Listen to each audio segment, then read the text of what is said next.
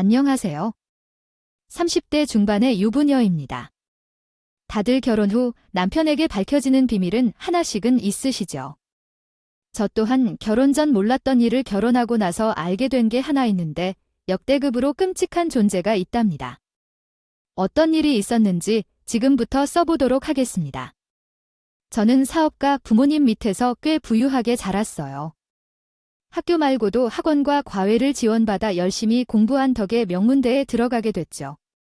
학교를 졸업하고 대기업에 들어갈 기회가 생겼는데 아빠가 자신의 밑에서 사업을 운영해보는 게 어떻겠냐고 설득하셔서 큰 회사를 포기하고 부모님 밑에서 일을 배웠죠. 부모님은 식품 사업을 맡아오던 중 생산부터 포장, 유통까지 모두 처리해야 했기 때문에 배울 점이 한두 가지가 아니었습니다. 아빠의 조언에 따라 생산 현장과 거래처를 모두 돌아다니며 회사 운영 과정을 완전히 숙지하려고 많은 시간을 보내게 되었죠. 그러다 보니 업무 관련 인사들과 친해지게 되었고, 특히 대형 식당의 사장님과는 2년째 알게 되었습니다. 제 또래인 나이의 젊은 남성이었지만 극히 부지런하고 성실한 사람이었어요.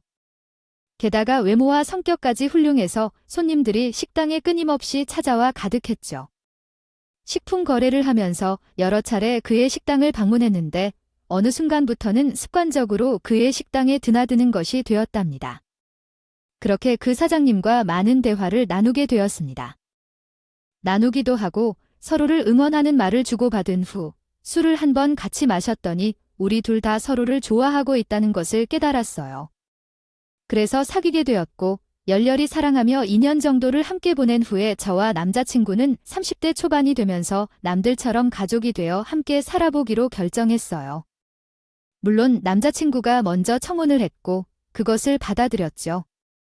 우리 부모님은 남자친구를 진작부터 성실한 청년으로 알고 계셔서 결혼 상대로 아주 훌륭하다고 허락해 주셨고 남편의 유일한 가족인 시어머니도 저를 굉장히 예뻐해 주셔서 아무런 장애물이 없었어요.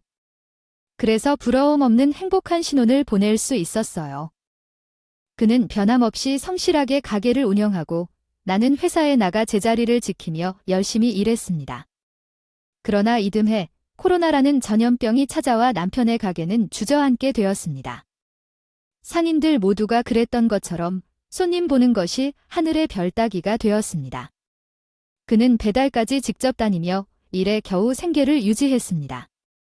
우리 회사 역시 식품 사업이라 매출이 반에 반토막 이상으로 떨어져서 힘든 상황이었습니다.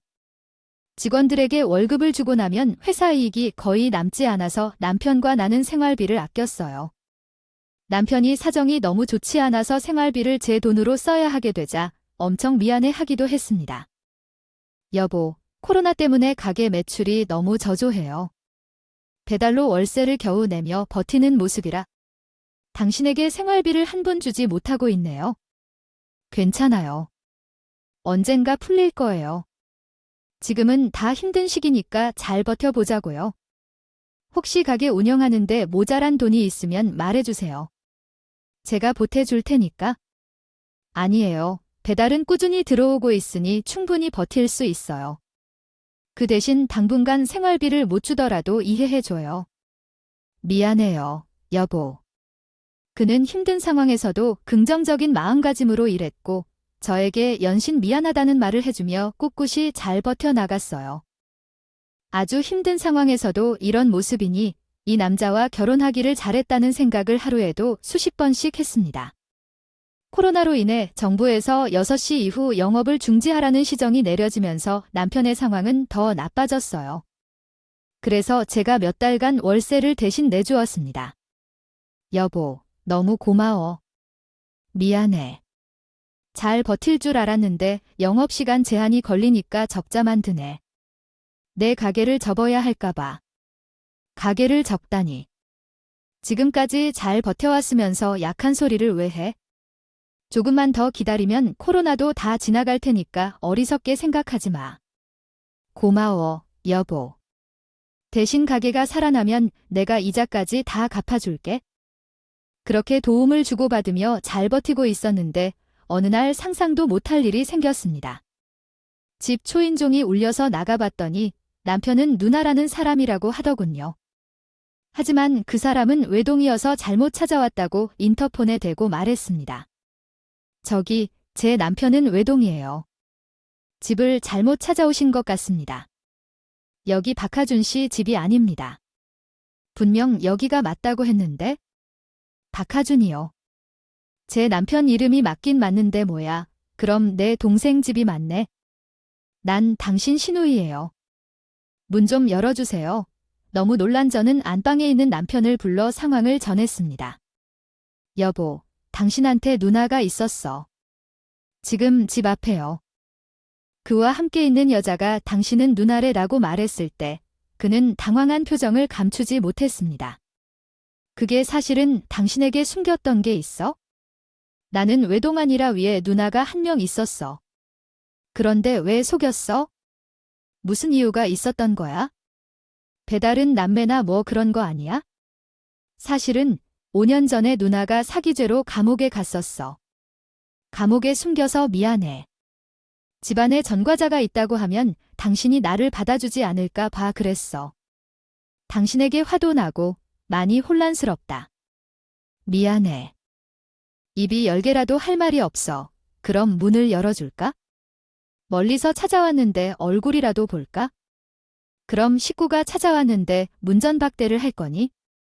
당신이 열어줄래? 알겠어. 여보, 그냥 잠깐 온 것 같으니까 뭐 준비할 게 없어. 가만히 앉아만 있으라고 이윽고. 현관문이 열리자 껌을 질겅질겅 씹으며 시누이가 들어왔습니다.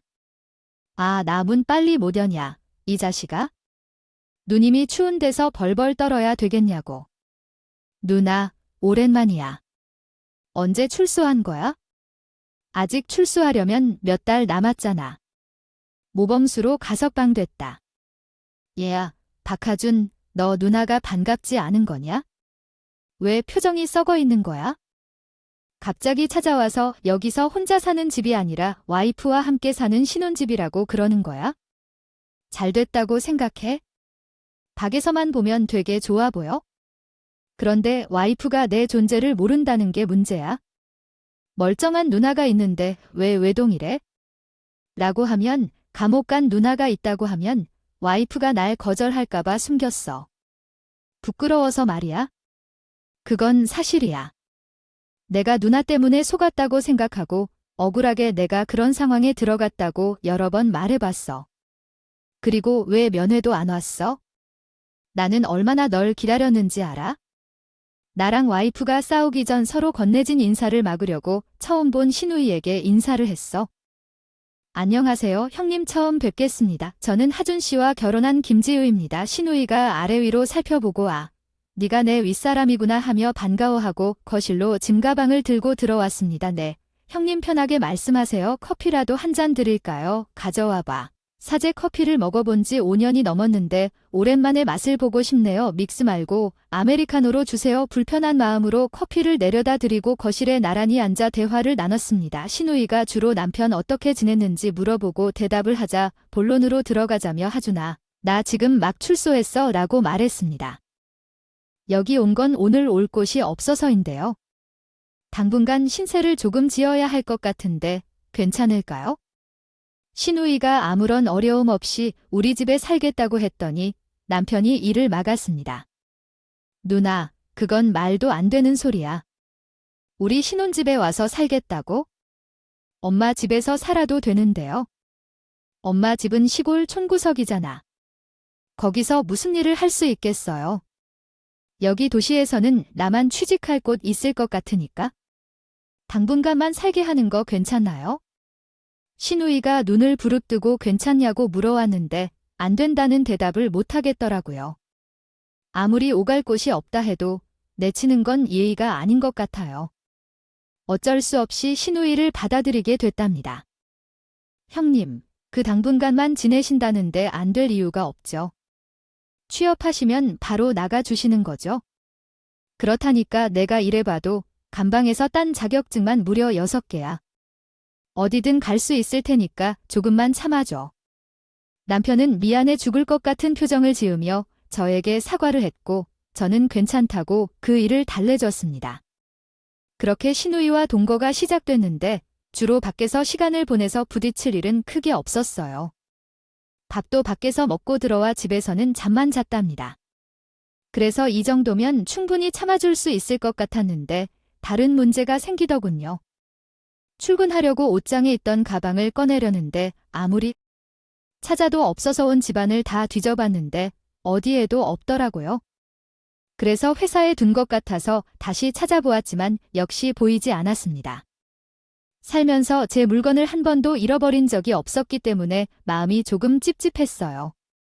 시누이를 의심해봤지만 잃어버린 제 탓을 머릿속에서 지워버렸는데 얼마 지나지 않아 새로 산 구두가 사라졌습니다. 이로써 비싼 명품들과 귀금속이 줄줄이 사라졌기 때문에 시누이가 확실히 훔쳐간 것을 알 수 있었어요. 그래서 남편에게 이 사실을 말하고 시누이가 집에 들어왔을 때 조심스럽게 말을 건넸습니다. 형님, 그 명품 가방, 구두, 귀걸이, 목걸이 같은 물건들이 계속 사라지고 있어요. 형식으로 들어오고 나서부터요. 뭐야?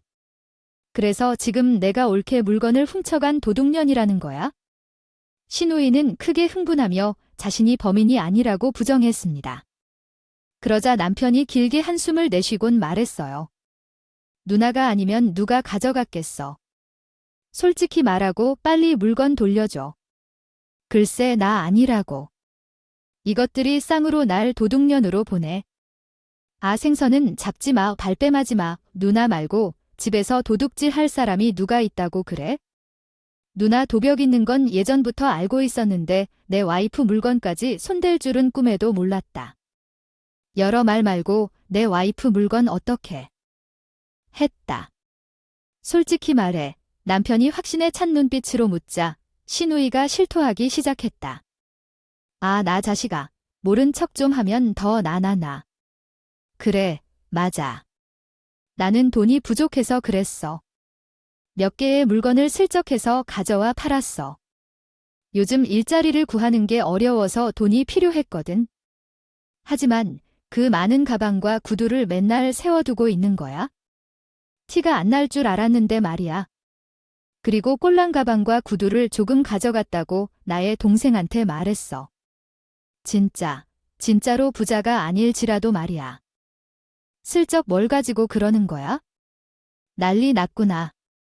이게 뭔가 묻고 있는 것들이 늘어가더니 올바른지 틀린지 아는 말인가 보네. 치사빤스다. 형님, 지금 그걸 진짜로 말이라고 하는 거예요? 형님이 가져가신 물건들 모두 선물 받은 것들이에요. 다 의미 있는 거라서 제가 소중히 여기는 거라고요. 돈이 필요하시면 차라리 용돈을 요청하셨으면 됐잖아요. 아, 그래.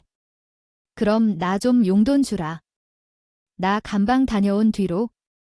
물가가 왜 이리 오른 거야? 돈 쓸 때 많으니까. 빨리 줘. 참고로 10,000원짜리 말고 50,000원권으로 채워서 주라. 뭐라고요? 진짜 어처구니 없네요. 이 상황에서 나 두꺼운 용돈을 달라는 시누이가 정말 대단하더라고요. 저는 혀를 차며 방으로 들어갔습니다. 그리고 남편이 옷장과 서랍장을 자물쇠로 잠가 놓았습니다. 이미 훔쳐간 물건은 할 수 없고 남아있는 제 물건이라도 지켜야 한다면서 말이에요. 그는 연신 미안하다는 말을 하며 제 앞에서 고개를 제대로 들지 못했습니다. 저는 남편의 얼굴을 보며 참기로 하고 아무 일 없다는 듯이 지냈어요. 그런데 시누이가 남편이 잠겨있는 자물쇠를 풀고 제 물건을 또 훔쳐갔다는군요. 제가 따로 용돈을 주었는데도 말이지요. 더는 참을 수가 없어서요. 여동생이 들어오길 기다렸다가 쓴소리를 뱉어냈어요. 형님, 제 물건에 또 손을 대셨더군요. 정말 해도 너무하신 거 아니에요? 제가 용돈을 드렸는데 왜 또 물건을 훔쳐가셨어요?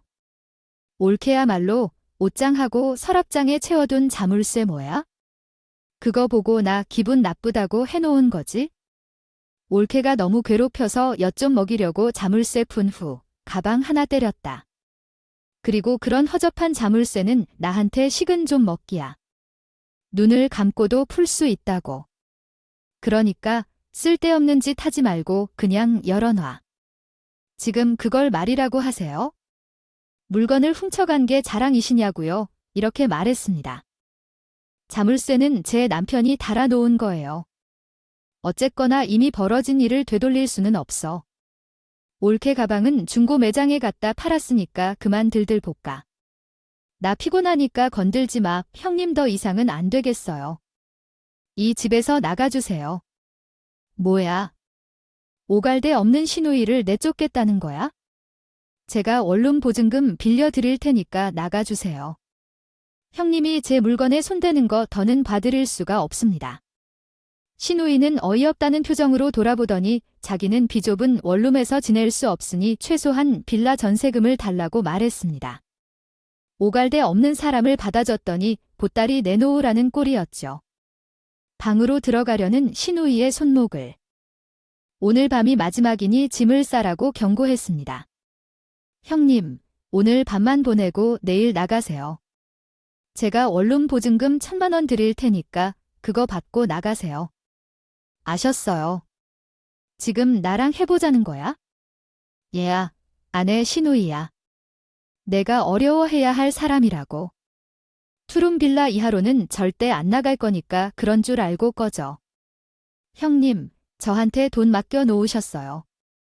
갑자기 나타나서 저희 집에 사는 것도 모자라서 남의 물건까지 훔쳐놓고 나가라니까 전세금을 달라고 해요. 정말 어이가 없네요. 형님, 내일 나가실 때 짐이 그대로 있으면 제가 갖다 버릴 거예요. 그리고 현관 비밀번호를 바꿔서 못 들어오게 할 거라고요. 아, 현관 도어락도 쉽게 제거할 수 있으시겠죠? 아예 지문 인식으로 바꿔드리겠습니다. 그런 줄 알고 계셨나요? 제 목소리를 듣고 남편이 자지 않고 상황을 정리해 주려고 나왔습니다. 누나, 내일 나가고 나도 누나랑 사는 거 너무 싫어. 내 와이프 물건 건드리고 신경 건드리는 거 못 봐줄 수 없다고 했어요. 누나가 이 집에서 살 권리는 하나도 없으니까 무조건 나가야 돼요. 아, 더럽고 치사하다고요? 알았습니다. 나갈 테니까 보증금을 주면 안 돼요? 그동안 사업 투자 받을 예정이라 대박 칠 조짐이 보이는 중이거든요. 부부가 쌍으로 싸우기 시작하면 어른 되는 때가 되니까 그걸 기다릴 수 없었어요. 결국 욕을 해가며 시누이를 집에서 내보냈습니다. 물론 1,000만 원을 주면서 제 돈입니다. 이후의 일은 시누이의 얼굴을 안 보고 사니 이렇게 천국 같을 수가 없었습니다. 남편의 가게는 곧 정부에서 위드 코로나 지침이 내려와서 자리를 잡아갔고 저희 회사도 다시 매출이 조금씩 오르기 시작했어요. 모두 잘 풀려서 남편과 저는 매일이 파티하는 기분이었답니다. 여보, 우리 가게 매출이 코로나 전만큼이나 잘 나오고 있어? 여기 생활비 그동안 못 준 거 몰아서 다 줄게. 너무 무리하는 거 아니야? 그래도 여유자금은 가지고 있어야지. 괜찮아, 당신이 여러 번 도와준 덕분에 여유자금은 필요 없어. 가게 대출금도 거의 다 갚아서. 돈 들어갈 때가 많지 않아. 게다가 요즘 손님들이 발을 디딜 틈 없이 오고요. 있으니까 부자가 될 일만 남았다고 했다. 잘 됐다. 우리 회사도 계속 어려웠다가 이번 달에 숨통이 트였는데 이제 성공할 일만 남았으니까 열심히 살아야지.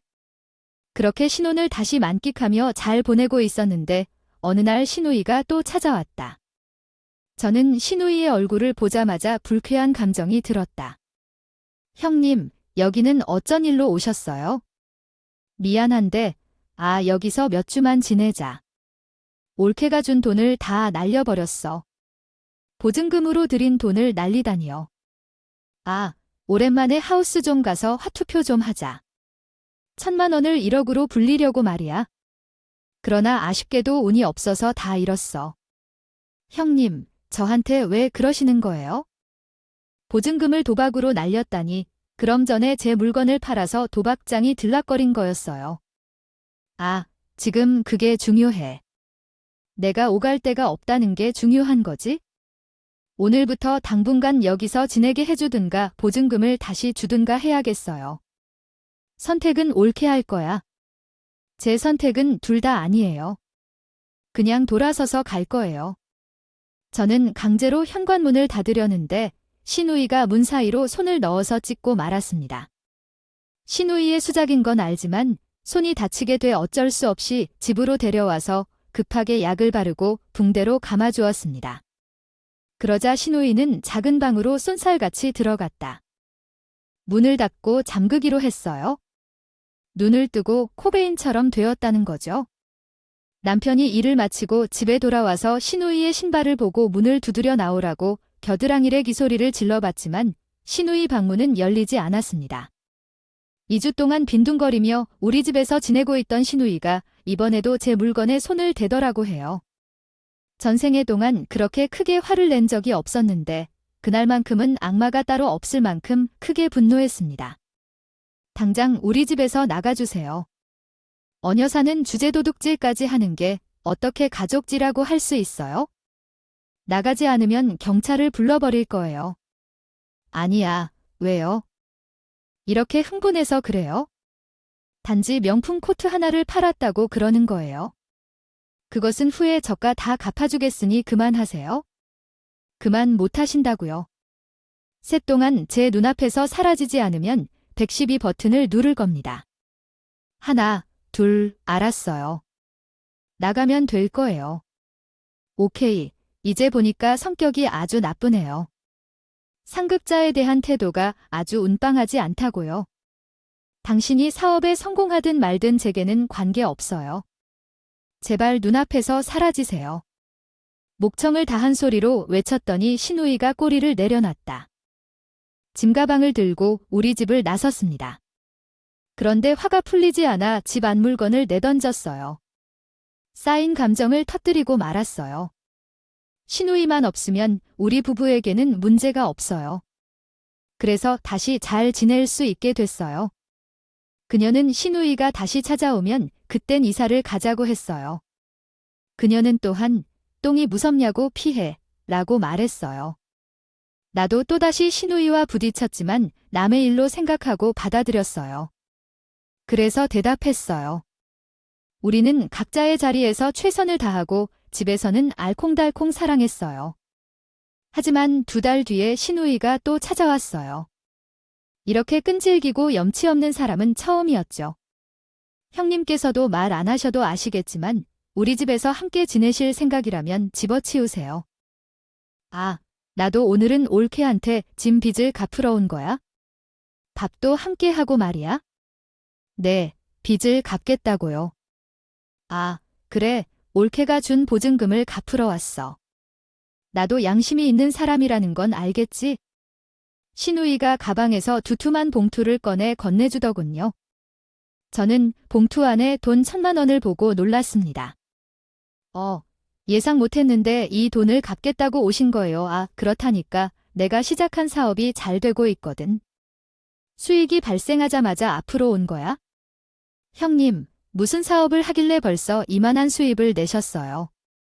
비밀이야. 이 아이템은 가족들에게 알려주면 안 되는 특급 아이템이거든. 앞으로는 올케에게 자주 용돈을 주러 갈 테니까. 문전박대는 그만해. 이만하면 나에게 쌓인 감정이 좀 풀리겠어. 네, 뭐 일이 잘 됐다고 하니까 축하해야겠네요. 맛있는 거 시켜드릴까요? 밥도 내가 살 거야. 자이 형님을 따르라 라고 말씀드렸어. 저는 생각도 못한 돈을 돌려받아서 기분이 조금 나아졌어요. 물론 신우이가 훔쳐간 갑판 제 명품과 기금 속 값이 더 많지만 뭐 이것만이라도 돌려받으니 감개무량하더라고요. 그리고 우리 부부에게 비싼 참치회를 사주고 바쁜 일이 있다며 바로 돌아갔답니다. 저는 신우이의 일이 잘 풀려 다행이라고 생각해요. 생각해본 결과 남편이 어디를 다니며 사고를 치거나 걱정스러운 행동을 하는 것 같다는 이야기를 했습니다. 그의 빠른 큰 돈을 벌어오는 것을 보면 분명 수상한 행동을 하고 있는 것 같다는 말이었죠. 그의 이야기를 들어보니 잘못된 말은 아닌 것 같아요. 그래서 신우이가 또 다른 폭탄을 가져오지 않기를 기도했어요. 그러나 놀랍게도 3달 만에 돌아온 신우이는 일반적인 폭탄이 아닌 핵폭탄을 가지고 찾아왔습니다. 집 안으로 들어온 신우이가 급한 목소리로 도움을 청했어요. 하준아, 내가 도와줄래? 내 동업자가 투자금을 가져가서 사업이 망하게 되었어. 이러한 일이 멈추어 버리길 바랄 뿐이야.